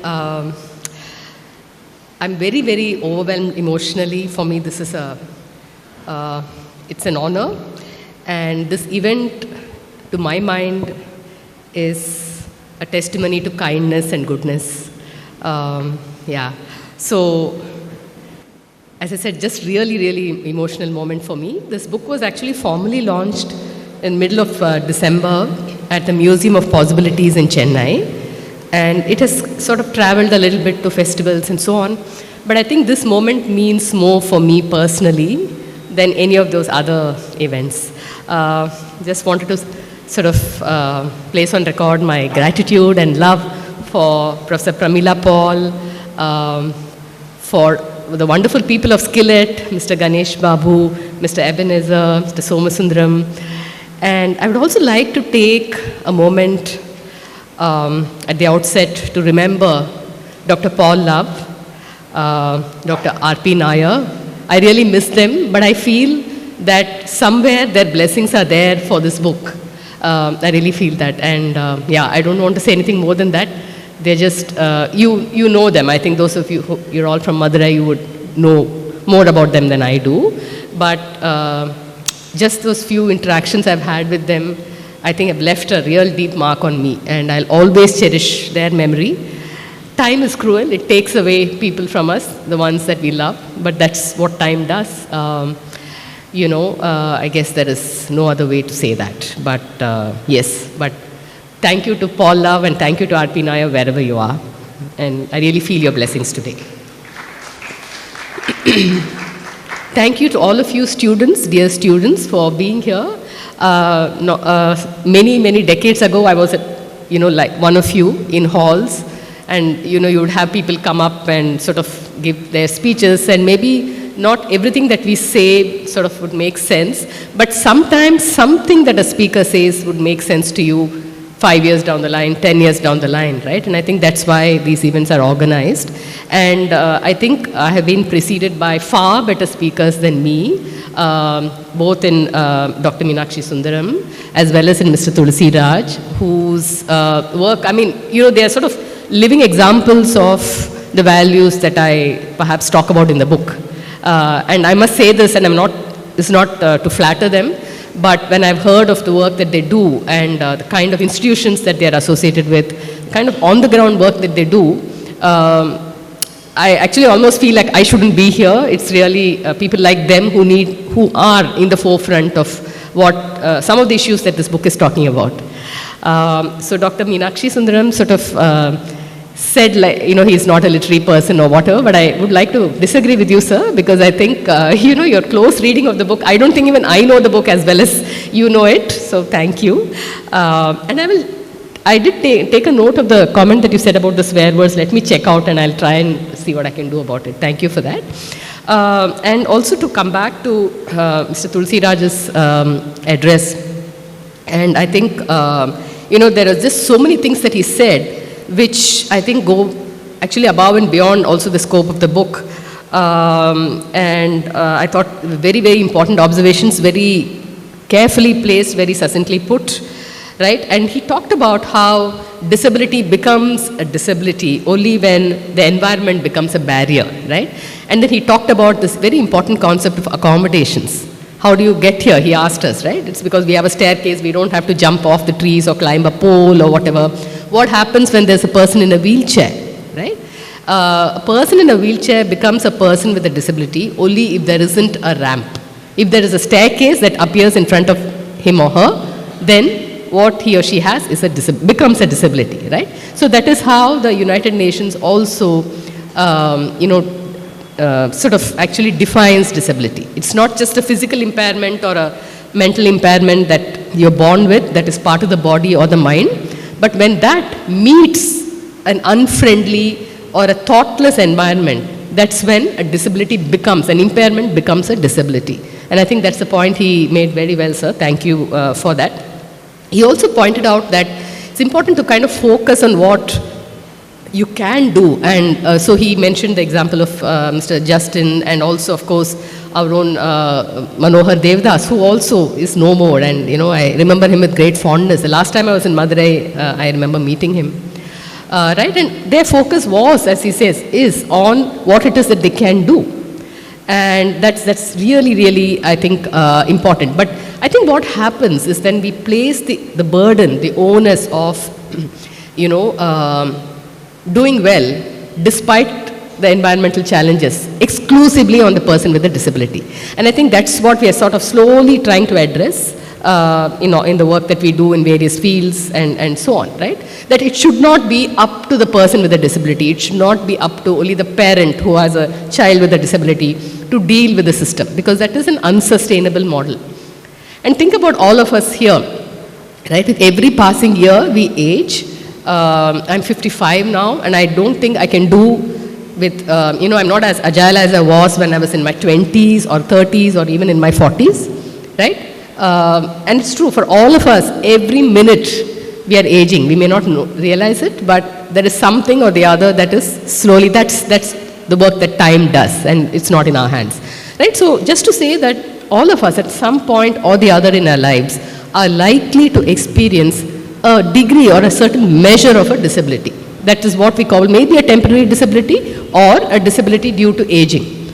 Say if you have an accident, which I hope none of you does, but if you do, right, you have to walk around on crutches for a while, right? Or you have to have your arm in a brace. And we know how difficult life is then, right? Or as you grow older, you have perhaps less visibility, your eyes may not be able to see as well as they could before, or your hearing, maybe my husband's father, for instance, can no longer hear as well as he could when he was younger. So we find it very difficult to have conversations with him, and he's not used to, doesn't want to wear a hearing aid, right? So he's a person who has sort of acquired a disability with age, and he faces so many challenges because of that, because he feels isolated, he doesn't feel like he's part of conversations, and it's really sad to see him like that. So disability, just to say that it is going to come to all of us in some way or the other. Maybe it's going to happen to our bodies or our minds. Maybe it's going to happen, maybe, you know, in your own families you have people, right? And Dr. Meenakshi Sundaram said, I thought, you know, it was a really good point he made about how when you ask somebody, you know, is there anyone in your family who has BP or diabetes? You know, happily you'll put up your hand. But if you ask, is there anyone in your family who has a disability? People go really silent, and you're thinking, wow, so this is a population of like over 100 people, and really no one in their families has a disability? It's a little hard to believe, right? And that brings me to this very, very important, crucial point about the stigmas that surround disabilities, right? Which also Mr. Thulasiraj also brought out very well, which is, I think, which is what actually stops us from having an open-minded conversation, which is what stops us from being able to seek help sometimes. Sometimes you would rather hide, especially if you have an invisible disability. Say dyslexia, like what my daughter has, right? It would have been so easy for me or my husband and our immediate family to brush it under the carpet and say, oh, she's fine, you know, she's just like, maybe her grades are not so good, but there's nothing, no issues at all, right? It would have been easy in a way to do that, but look at the long-term effects that it has on the person. What happens then is that they do not get the support that they deserve, they do not get the help that they need, and then they grow up to be a person who cannot read as fluently or write as fluently. And this means that it keeps them from, you know, accessing certain kinds of opportunities. And I'm not just talking about jobs and things, that's an obvious one, of course, right? So the stigma needs to go, right? And it can only begin with us. We can't expect somebody else to be the change that we want to see in the world, as Gandhi would say. I think that's really, so one of the most moving moments in my life was when the year or 2 years when my daughter was homeschooled, which I talk about in the book, right? So there was a conference of informal conference, meeting of parents and children who were all, and the children were being all homeschooled for different reasons. Some had disabilities, some didn't. Many of them didn't fit into the school system for whatever reason, and so on. So there was a panel discussion, and the entire panel on stage, believe it or not, was just young people. It wasn't adults, it was young people in their teens, right? So there was this young boy, he must have been 14 or 15, I think, at most, who went up there and he said, I have never managed to pass the 10th standard board exam, right? So my parents tried their best, I tried my best, but repeatedly, 3-4 years, I have failed, right? And he said this, he said it openly in public, in front of all of us, and I was thinking, wow, okay, this is somebody on stage, right? And just when each of us came on stage, the program anchors very kindly introduced us and said, so-and-so has done this, so-and-so has done that, or whatever. So typically we associate that with people who are on stage, that they have done well, quote unquote, done well. Whatever that done well means, I don't know, right? But here was this child who was owning the fact that he had not managed to pass a single exam. He had a learning difficulty, he said later. Then he spoke about how he now tutors others who are struggling to get through their NIOS exam. And I remember thinking, how can this child do it if he hasn't passed the exam? So I went up to him and asked. He said, no, the thing is, I know what is hard about the system, right? So that I'm able to see. Yeah, so I'm able to actually help them, and they've all managed to pass. It's only I who haven't managed to pass. So just to leave you with this little observation that success is is a very, very broad thing, and let's not get carried away by certain very narrow definitions of doing well, which are very ableist, actually speaking. Yeah. So just wanted to say, to kind of make that point, and also say that I'm really grateful that for this event we had doctors and somebody who's behind also Aravind Eye Hospital and so on, because it needs what they say is it needs an entire village to raise a child, and it needs more than an entire village to raise a child with a disability. So it's not just me as a writer doing my little thing, or as a parent saying something. That's not going to be enough, right? So that is something I've realized now, and I'm wondering how I can take this forward. Because once this book has come out, there's just so many, I have learned in the process of writing this book that there's just so much work that needs to be done on the ground, and it's not enough to just push it on the head of people who have disabilities or their families, because they're struggling already. This burden of being a caregiver, right? It's unsustainable. It's unsustainable. And also, if you look at it from the point of view of just raw economics, I think Mr. Thulasiraj has also talked about it already, the kind of economic loss we face as a society, not to mention the loss of human minds and lovely human beings who are like pushed out of sight, right? It's huge. We can't afford that. We can't afford that loss, yeah? So I think that's kind of what I sort of wanted to say, and also a little bit about the fact that disabilities can be of more than one kind, and the disability that we are all most comfortable with categorizing as a disability is what we see, right? Someone in a wheelchair, somebody with a white cane, somebody with a hearing aid, we know is disabled, right? So when somebody has dyslexia, when someone has, say, a mental illness, when someone, say, has some other kind of thing that's not apparent to the naked eye, somebody who has low vision, for instance, right, which I think, Aravind Eye Hospital, I know, has done a lot of work with that also, right? You think, okay, they can see, no? So what's the big deal? I mean, they're able to walk around, they're able to recognize us, so what's the problem? But maybe they can't read fine text, maybe they can't see a road sign a little away, right? So the thing is, always take people at their word, right? So there is a clinical definition of a disability. There's usually, I think, if I'm not mistaken, Dr. Meenakshi Sundaram would know better about this. But there is a percentage, I think blindness, there is, I'm not very sure about it, but there are these legal definitions. If you, 70% or whatever, then you're classified as blind. But what about somebody who is just low vision, right? So that is a very, very tricky area. So these are some things that I feel needs a lot of careful work going forward and in the future. So as other speakers have pointed out, especially Dr. Meenakshi Sundaram in his review of the book, my own entry point into this whole story has been that of a parent, and I think partly fueled by the fact that I'm also a writer, so I think it kind of came together. And I didn't really mean for it to come out as a book. It did. Over a very long period of time, it evolved. It became a kind of a thing. And it's a book that was written in hindsight, right? In a sense, the 20 years when my daughter struggled with dyslexia, when we sort of struggled to support her and so on, right? And I don't want to use the word struggle because there was just so much that was also joyous about our times together. So I don't want to just say struggle, but that aspect of her life was challenging, let me put it that way, for all of us. But I think those years, we were all so busy as a family because it was kind of down to us to somehow support her, put her back in school, help her out, and this and that, right? That I did not have the time to step back, and I didn't have that 5 or 10 minutes extra time to step back and say, okay, I need to write about this. I didn't think of it at all, right?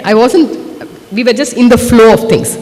If you're a doctor, for instance, who sees several patients in a day, you're just doing what you're doing. You're not going to sit down and write about it, right? I think so that is kind of what was happening to us.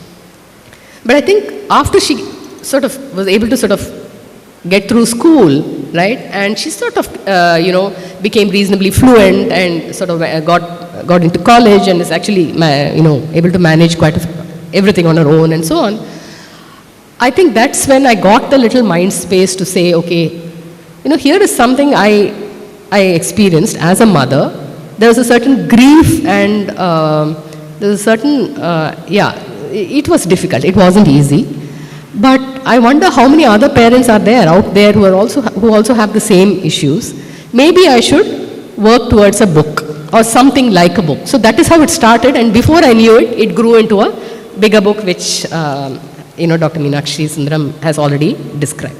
So it's a book that sort of the writing of which has greatly enriched my life. Yeah, and just like the presence of my daughter has greatly enriched my life, it's a huge thing. It's changed me because I think as somebody who went through school, went through college without having too many academic, I was never a bright student or a topper or none of that, but I didn't have the challenges that she faced. So I didn't face, certain issues. But I think having her in my life has taught me certain things, how to be a different kind of teacher, a little bit of that, right? So I think I feel grateful to her rather than maybe the other way around. So I'll leave you with a short excerpt that I'll read from my book. I know you all have been very patient, so I won't keep you here too long. But I'll just read you a little excerpt from my own essay in the book.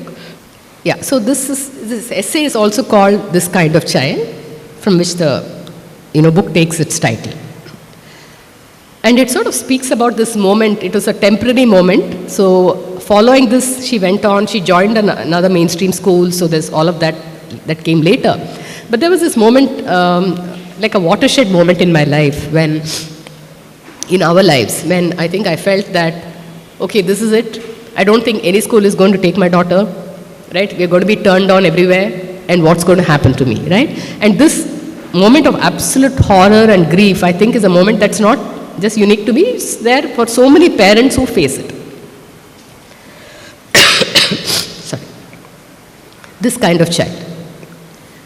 I distinctly remember that bleak November day in 2013, the skies grey and grieving, just as I was for my daughter, whom we had pulled out of school a couple of months ago.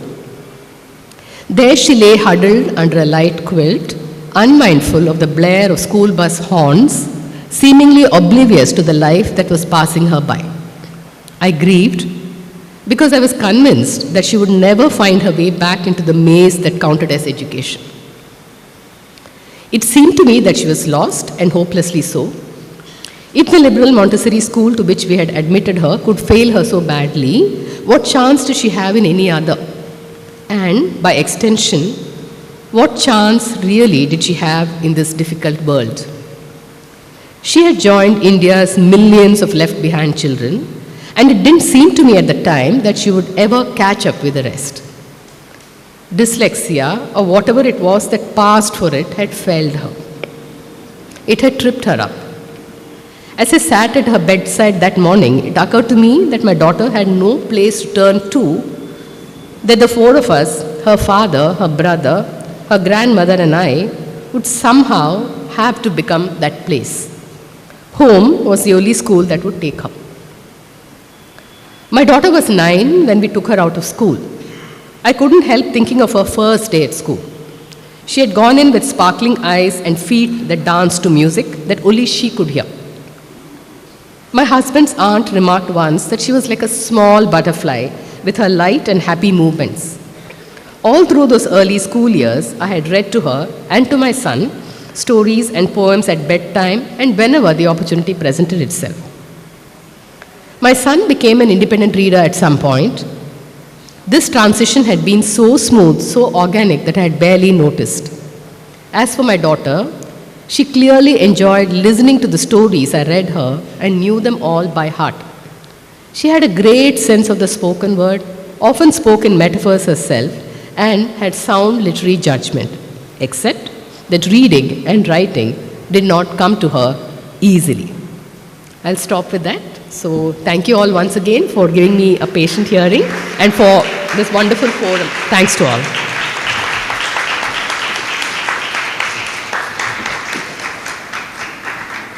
Your book and speech are truly inspirational. It is crucial for young receptive minds to be aware that disability is not a personality marker. Thank you, ma'am. Now we invite Mr. Ebenezer Fenn to deliver the vote of thanks. Good afternoon, everyone. Thank you for being here for this book launch function arranged by SCILET.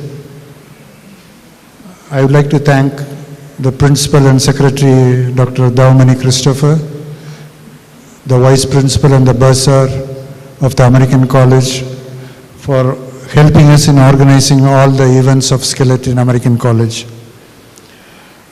I would like to give a special thanks to Dr. Srilata for her presence here to launch this book in Madurai and to give us an understanding about how we can view, how we can take care of the differently abled children and the people who are living amongst us. I would like to give a special thanks and appreciation for Mr. Thulasiraj, Ravilla, for giving us an opportunity for what all the things that the Aravind Eye Hospital has been doing for such a long time and how we have to approach the people in helping them in our society and in our day-to-day life. A special thanks and appreciation to Dr. S. Meenakshi Sundaram, who has gone through the detailed review of the book and giving us his experience as a neurologist and his thoughts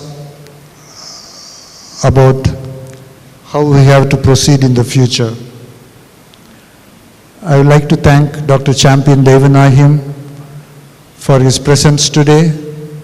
He has been here with us on our request, and we, SCILET, would like to convey our thanks and appreciation for them. I would like to thank Dr. Rajendra Pandian and Dr. Paul Jaika for allowing the postgraduate and undergraduate English department students for their presence here. A special thanks and appreciation for Dr. Christiana Singh, the Principal and Secretary of the Lady Doe College, for her presence in this program, and students' participation from different institutions, and especially the Lakshmi School students who are here, and Ms. Shanti Mohan, the Principal of the Lakshmi School, for her presence here. I would like to convey a special thanks to Sarah Sanil Joseph for giving us the prayer song, and to Ms. Surya Preeti from the Turning Point Books for arranging the book display in arrangement with the Westland Publishers.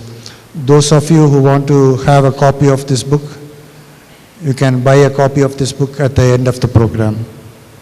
I would like to thank all the student volunteers who are present here and helped us.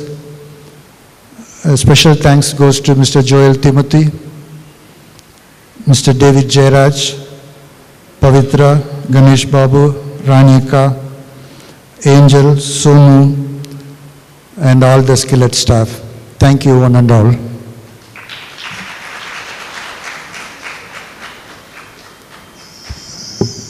Now we'll like to give some small mementos to the guests who are present here. I call upon Mr. Ganesh Babu to give a small memento to Dr. Srilata.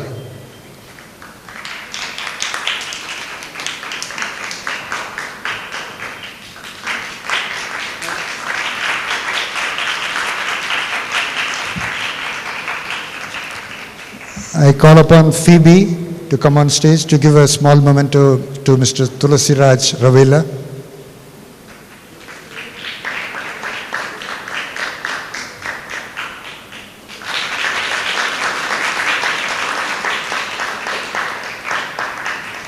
I call upon Ms. Sydney to come on stage to give a small memento to Dr. S. Meenakshi Sundaram.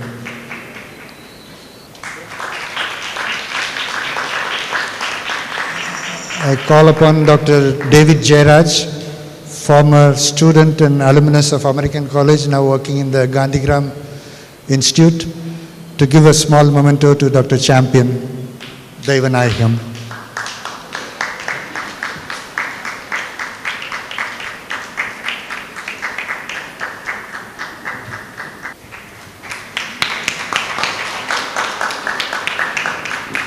We would like to conclude the program with a few images to cherish decades of our friendship with Manohar and Mahima Devadas, followed by a 3-minute video prepared by the Aravind Eye Care team. Lyrics and music are by American College's Professor Prabhakar, and it is sung by Sanil Joseph, Sarah's father.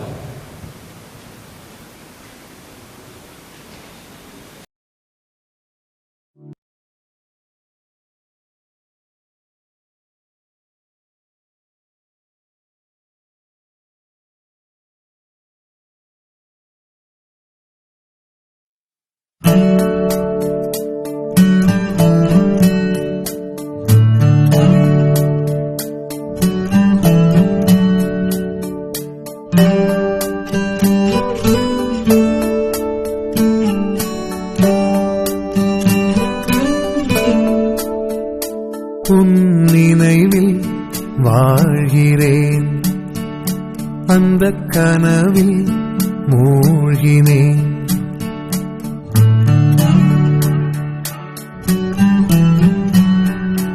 உன் நினைவில் வாழ்கிறேன், அந்த கனவில் மூழ்கினேன்.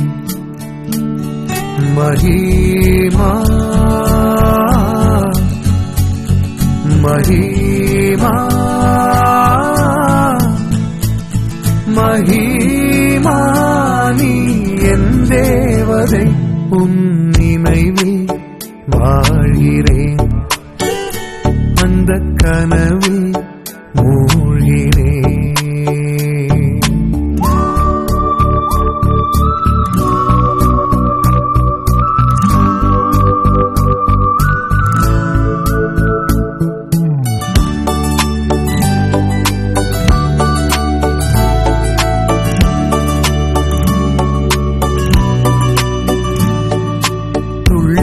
தீர்ந்த அந்த நாட்கள் என் நினைவில் என்றும் இனிக்கும்.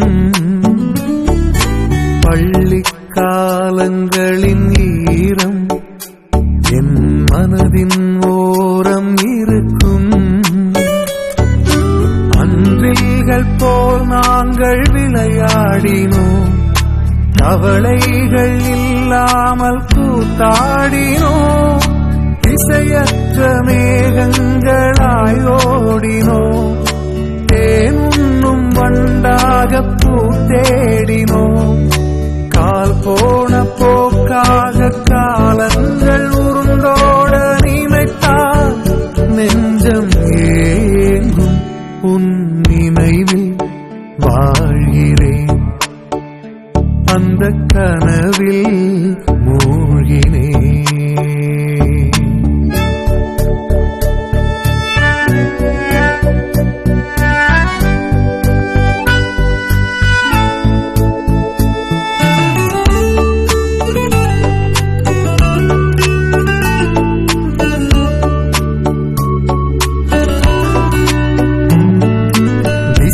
பெற்ற வாழ்க்கையிலே மெல்லிசையாக நீ புகுந்தாய். மனம் என்ற சுவர் தனிலே நீ மகரந்தம் பூசி சென்றாய். பட்டாம்பூச்சியாய் பறந்து வந்தாய். என் பாதை எங்கும் பூக்கள் தூவிச் சென்றாய். வெளிச்சங்கள் என் வாழ்வில் வெளியே இல்லை. ஆனாலும் இருளை நான் பார்க்கவில்லை.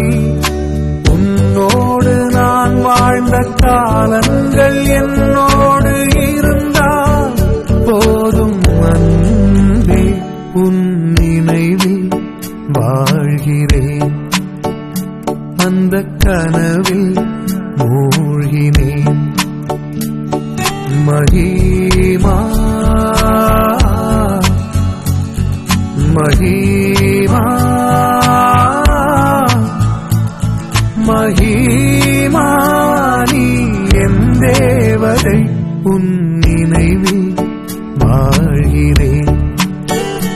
அந்த கனவில் மூழ்கினேன்.